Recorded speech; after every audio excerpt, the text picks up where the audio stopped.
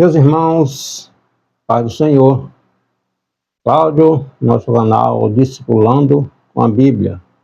Vamos estudar hoje nossa segunda lição, a nossa revista de adulto. Estamos estudando neste trimestre a segunda epístola escrita pelo apóstolo Paulo aos Coríntios, onde Paulo está tratando a respeito de uma sedição, de um levante que ocorreu ali naquela igreja contra o próprio Paulo, contra o seu ministério, refutando esse levante, tentando minar a autoridade apostólica de Paulo ali com os irmãos ali da igreja de Corinto. A nossa segunda lição, ela traz como título O Bom Perfume de Cristo.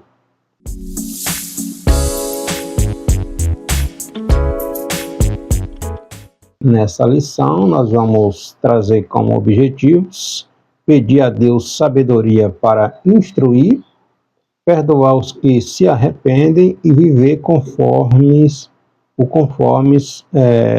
a maneira, né? Viver conforme o Evangelho de Cristo ensina. O nosso texto áureo está no capítulo 2, versículo 16 aqui, da segunda epístola aos Coríntios. Para uns, na verdade, cheiro de morte, para outros, cheiro de vida. E para estas coisas, quem é idôneo? A nossa verdade prática diz que estamos sujeitos a ataques por amor ao Evangelho, mas devemos seguir espalhando a mensagem de Jesus por onde passamos. Do nosso texto bíblico de referência, é o capítulo 2 aqui da segunda epístola aos Coríntios. O capítulo 2, ele tem 17 versículos, certo? Então, a igreja de Corinto, a carta que Paulo escreve a Corinto, nessa segunda carta, ela tem um teor mais incisivo, no sentido de Paulo defender o seu ministério, defender a idoneidade do seu ministério frente aos levantes que estavam acontecendo ali na igreja de Corinto. Então, em meio aos cuidados com a santidade da igreja, a gente viu isso na nossa lição anterior, o apóstolo Paulo é movido por um amor pastoral. Haja vista que ele havia fundado esta igreja de Corinto na sua segunda viagem missionária. Então, Paulo é movido por um amor pastoral e corrige para o aperfeiçoamento da vida dos irmãos ali. Nós vimos lá na primeira epístola, aos Coríntios, onde Paulo vem confrontar a lenciosidade que estava havendo ali na igreja de Corinto, a igreja que abundava em dons, mas a questão do pecado, da permissividade em relação ao pecado dentro da igreja estava sendo aceito pela maioria dos irmãos. Para isso, foi necessário explicar ali em que circunstâncias e com que intenções Paulo havia sido tão incisivo ou severo na carta anterior, tá? Então, Corinto, a cidade de Corinto era a capital romana da região da Acaia, era uma cidade comercial próspera. É bom a gente pontuar também que era também o centro do culto. Corinto era o centro do culto ali à deusa Afrodite, no templo de Afrodite, que ficava ali em Corinto. Inúmeras mulheres serviam como atração aí na vida adulta da cidade. Então, a lenciosidade, questão da prostituição, da sexualidade, era muito grande na vida corintiana, tá? Então, Paulo vem e tem esse cuidado com essa igreja. Foi na sua segunda viagem missionária que implantou essa igreja. Paulo passou 1 ano e meio em Corinto. Também foi em Corinto que ele se hospedou, conheceu os judeus, Áquila e Priscila, né? Áquila e Priscila, eles eram judeus exilados de Roma, e também trabalharam com Paulo lá em Corinto como fazedores, comercializadores de tenda. Possivelmente, Paulo tenha feito uma segunda viagem a Corinto antes da composição desta carta, tá? Não está registrado em Atos, no livro de Atos, porque acabou sendo uma experiência muito dolorosa, muito ruim para Paulo e para a própria igreja. Talvez Paulo tenha saído de Corinto às pressas em virtude da oposição que tenha se levantado contra ele, tá? O primeiro tópico da nossa lição vai falar sobre o amor e correção, firme contra o pecado. Falamos sobre a iniciativa de reconciliação e também sobre a correção, corrigir por amor.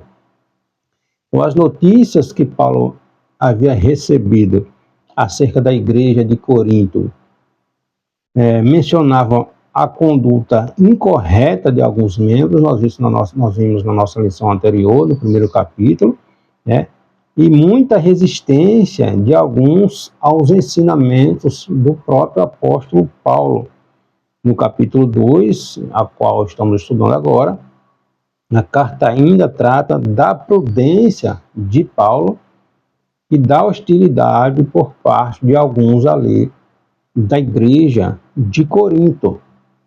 No versículo 1, aqui do capítulo 2, Paulo diz: mas deliberei isto comigo mesmo, não ir mais ter convosco em tristeza.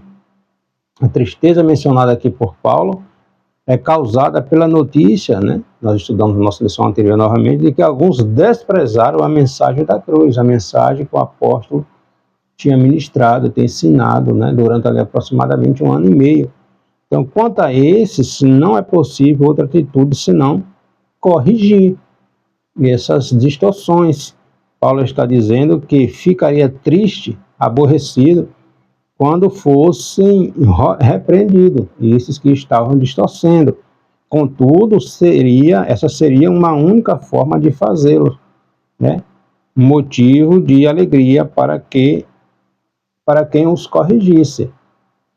Então, existiam aqueles que estavam distorcendo,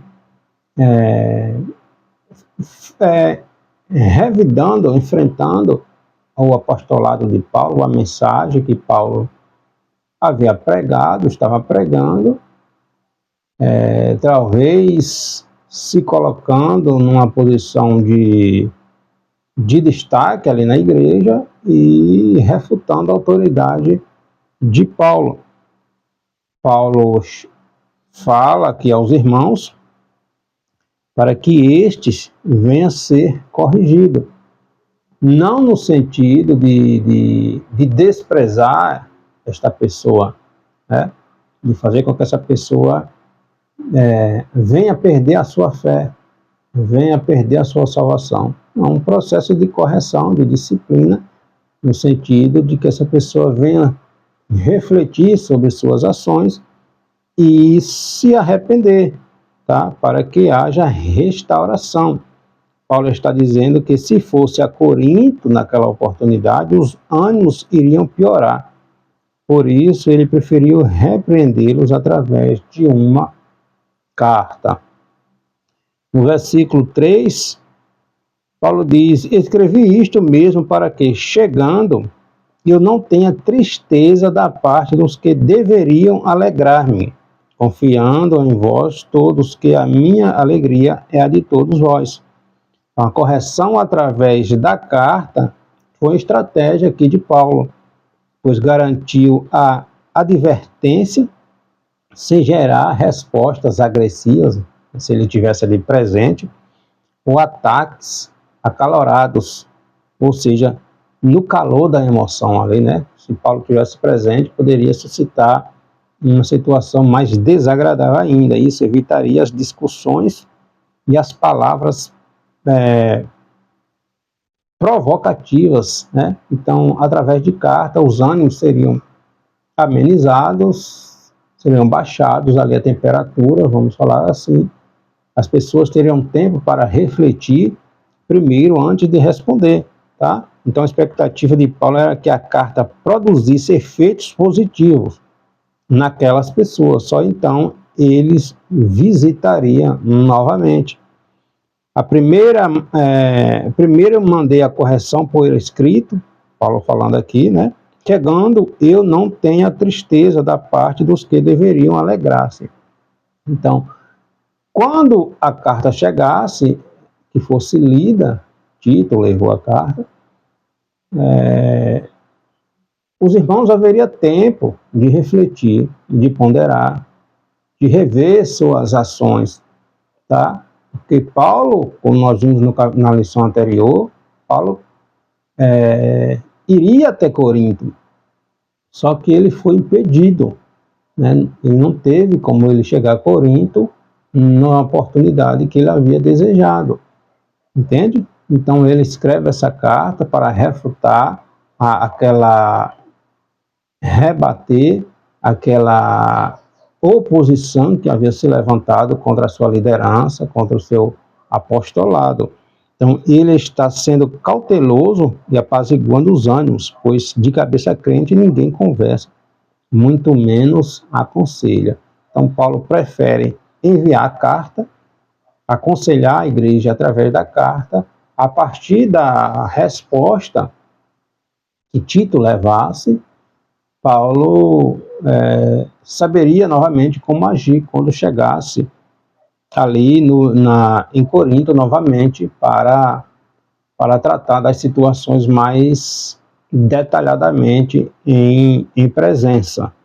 No capítulo 4, no versículo 4, aqui do capítulo 2, Paulo diz: porque no meio de muito sofrimento e angústia de coração vos escrevi com muitas lágrimas, não para que ficasseis entristecidos, mas para que conhecesseis o amor que vos consagro em grande medida. Então a carta anterior, que foi escrita entre lágrimas, possivelmente supondo o risco de deturpação da mensagem da cruz e de muitos,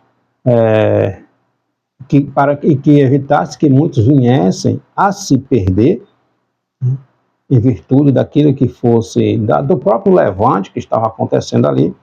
A expectativa de Paulo, além dele ser o pastor, né, da visão missionária, era também espiritual.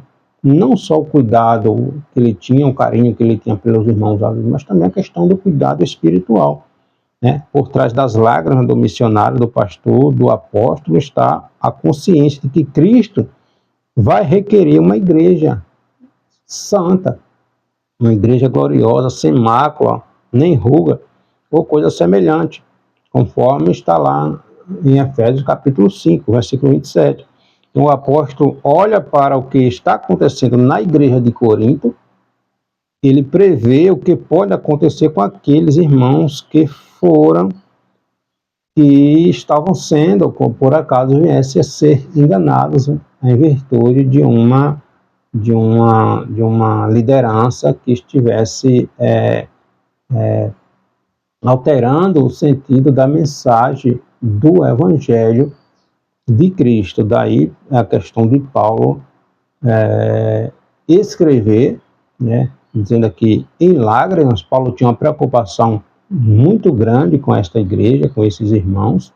A igreja, a gente vê na primeira carta, uma igreja que era abençoada pelos dons espirituais.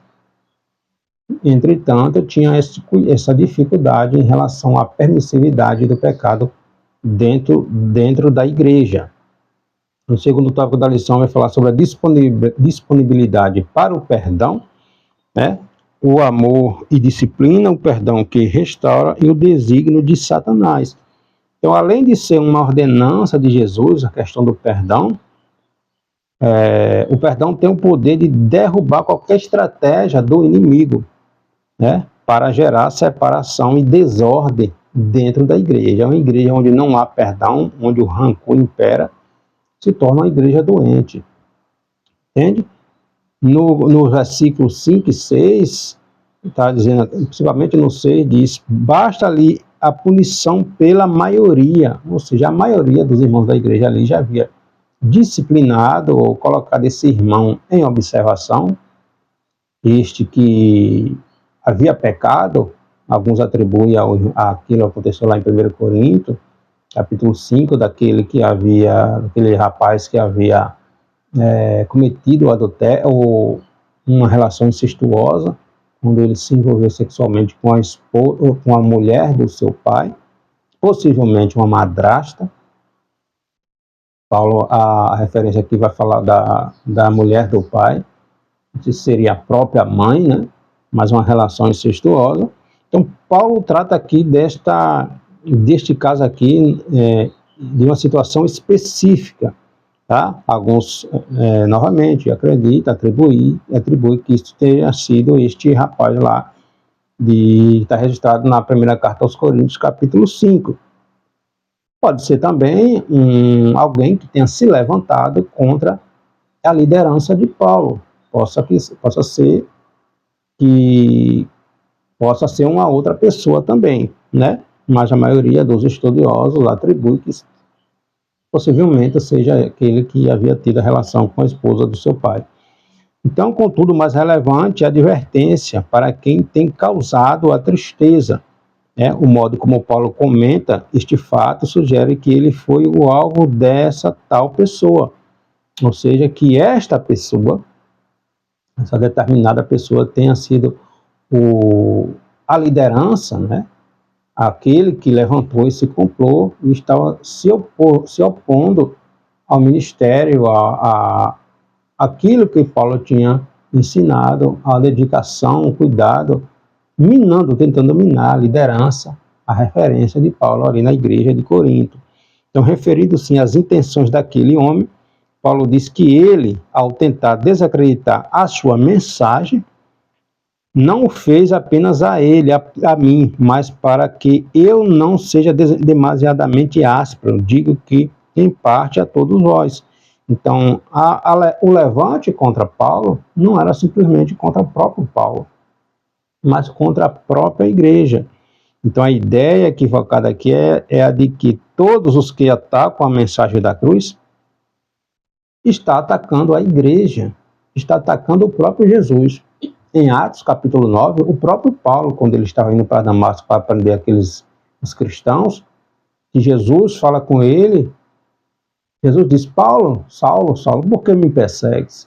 Então, perseguir a igreja, perseguir os discípulos de Jesus, é o mesmo que perseguir Jesus. Entende? Então, a ideia aqui é de que todos os que atacam a mensagem da cruz, a mensagem genuína, atacam a toda a igreja.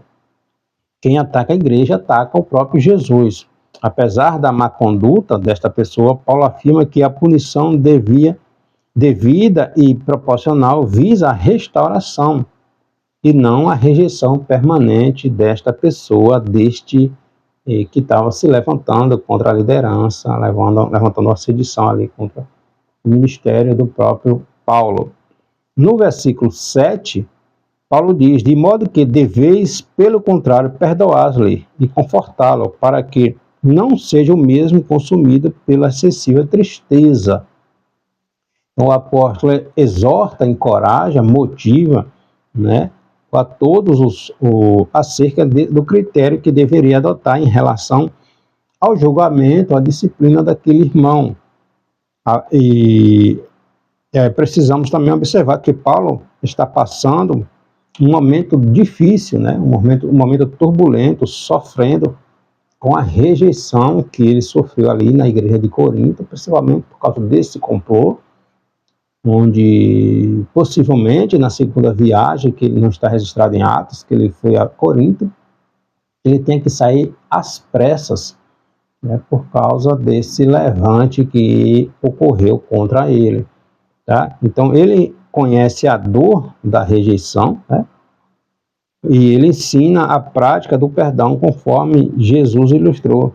A gente vê isso lá na parábola do servo impiedoso, lá em Mateus capítulo 18, versículo 23 a seguir. E possa ser também que o próprio Paulo esteja lembrando do que ocorreu com ele.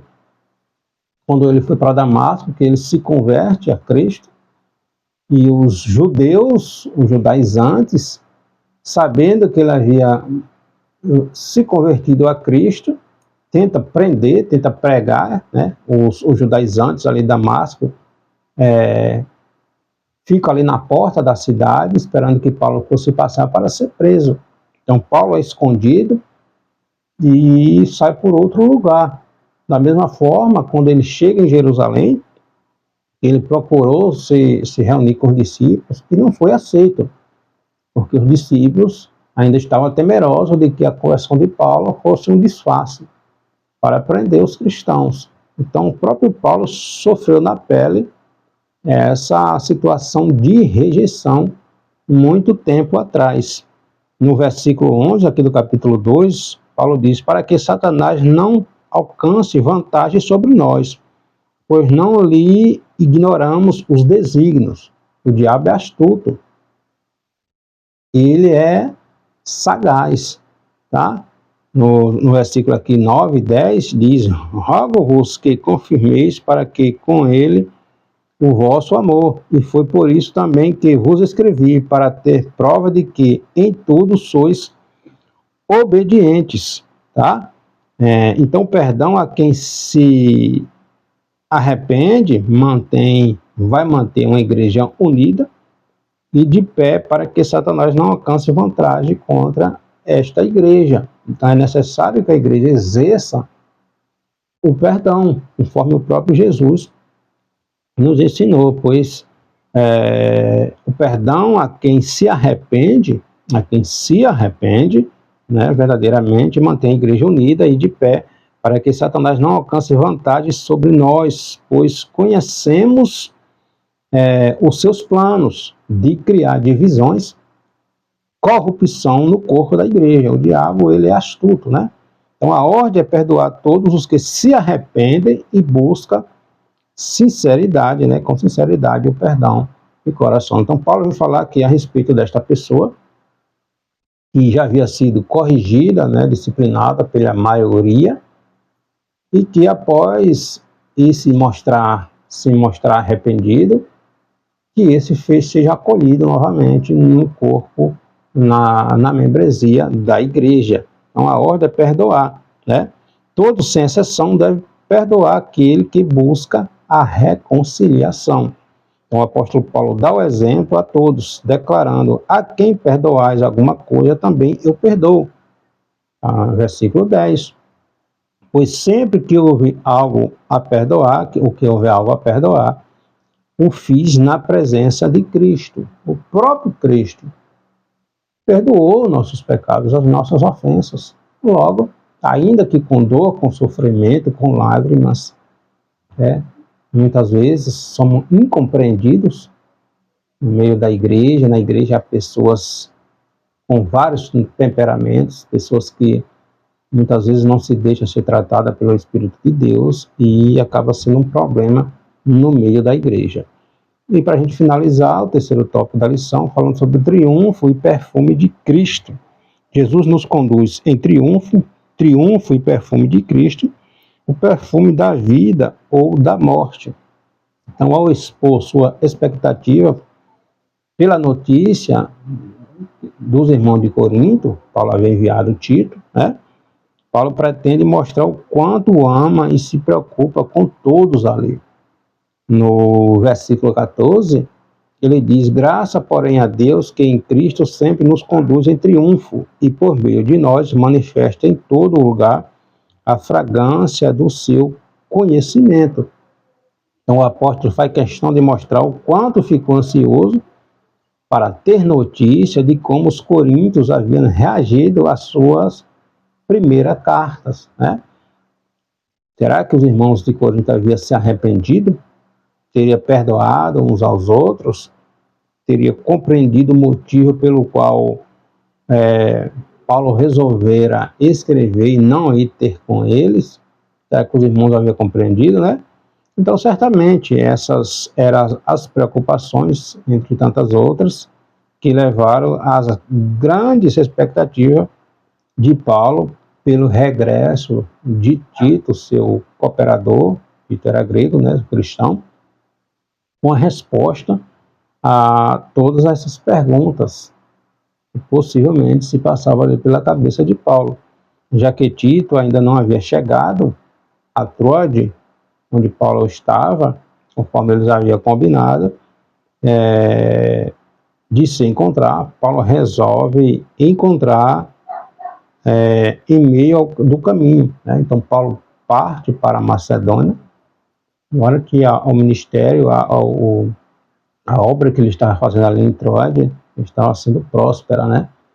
Mas Paulo decide, ansioso por esse encontro com Tito. Paulo tinha essa preocupação, um zelo muito grande com os irmãos de Corinto. Olha, visto, ele passou 1 ano e meio ali, né? Cuidando, implantando, zelando pela vida daqueles irmãos. Então ele viaja para a Macedônia para se encontrar com Tito ali na Macedônia, tá? Enquanto aguardava em Troade, uma porta se me abriu, ou seja, o evangelho, a conversão de almas estava sendo grande ali naquele lugar, mas ele não teve, contudo, né, não teve tranquilidade, não teve paz, enquanto ele não tivesse notícia do que estava acontecendo ali em Corinto, né? Isso mostra o quanto Paulo tinha uma preocupação com aquela igreja, com aqueles irmãos. No versículo 15,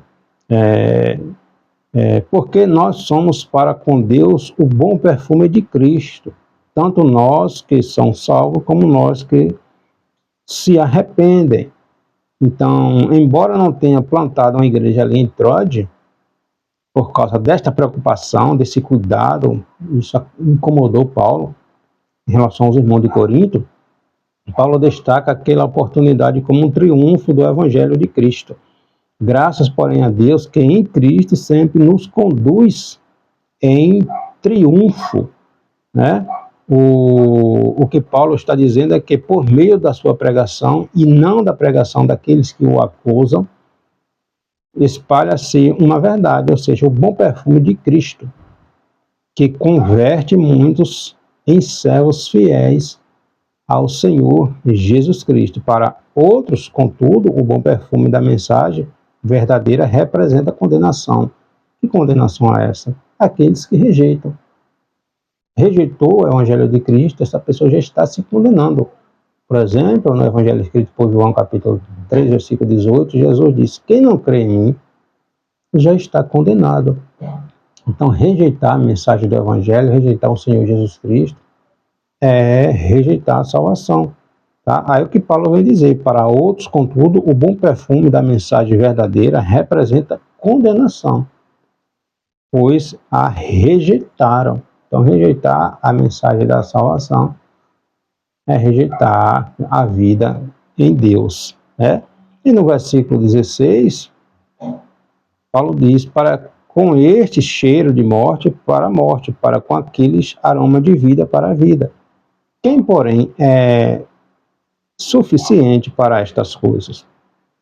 Então, o apóstolo Paulo faz essa pergunta, né? Ele menciona 2 tipos de pessoas classificadas de acordo com a resposta que essa pessoa tem dá ao Evangelho, à pregação: os que são salvos e aqueles que se perdem, né?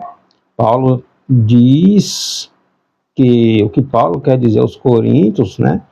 Paulo diz aos Coríntios que a acusação de que ele não era qualificado para anunciar o Evangelho está provando que o seu ensino gerava conversões. Ele está dizendo: olha, aquilo que eu ministro, aquilo que eu ensino, não ensino de mim. O que eu recebi não veio de homem, veio de Deus. E aquilo que eu ministro é para a glória de Deus. E o que eu ministro gera fruto, gera resultado. Então, quanto aos acusadores, estes exigiam privilégios, exploravam o povo e ministravam uma mensagem judaizante, ou podia ser até um líder que estava em oposição à liderança de Paulo, né? baseada ali talvez na lei mosaica, na questão das leis, né? Por isso, seus ensinos têm cheiro de morte, porque estava distorcendo a verdade do Evangelho e não pode produzir efeito de salvação na vida das pessoas. Então, alguns atribuem que esta mensagem, que este levante tenha sido aquele homem, está lá em 1 Coríntios capítulo 5, aquele que havia tido uma relação com a esposa do pai, e isso precisava ser corrigido, ser separado, mas também poderia ser outra pessoa, né, que tinha se levantado contra a liderança de Paulo e reunido, não todos, né, mas alguns ali para se confrontar, debater, resistir o apostolado, minar a liderança de Paulo ali na igreja. Então, Paulo tinha esse cuidado, essa preocupação, por isso ele escreve uma carta e esse complô intensificou quando Paulo não foi ao Corinto como estava planejado, como ele havia planejado. Ele passou por uma situação complicada em Efésios, o que impediu dele visitar Corinto como ele havia planejado. Mas aqui ele vem tratar, segundo capítulo, a respeito do perdão, né, de perdoar esta pessoa, e se houvesse arrependimento sincero dessa pessoa, que ele fosse integrado, aceito na comunidade, no corpo de Cristo, ali da igreja de Corinto. Aí ele escreve a carta, né, dando instruções para depois, a partir daquilo que os irmãos demonstrassem, né, através da carta que Tito leva a Paulo, aí sim ele iria novamente a Corinto para tratar mais especificamente das questões que se fizesse necessário ali naquela igreja, ali na cidade de Corinto, ali na região da Caia, né? Na capital romana ali da região da Acaia. Amém? Nós vamos seguindo, estudando essa epístola, tem ensinamentos muito bons, né, riquíssimos a respeito da vida de Paulo, né, daquilo que Paulo sofreu, daquilo que Paulo passou, e de como devemos lidar, tratar com essas levantes, com essas questões que ocorrem nos nossos dias também. Em toda igreja tem esses problemas, tem esses levantes, tem aqueles que não se dobram, infelizmente, tem aqueles que não se submetem à liderança, e isso é um problema, mas que é necessário, com sabedoria divina, administrar de uma maneira que Jesus seja glorificado e que essas pessoas, demonstrando arrependimento, sejam reintegradas ao rol de membro da igreja. Amém? Que Deus nos abençoe.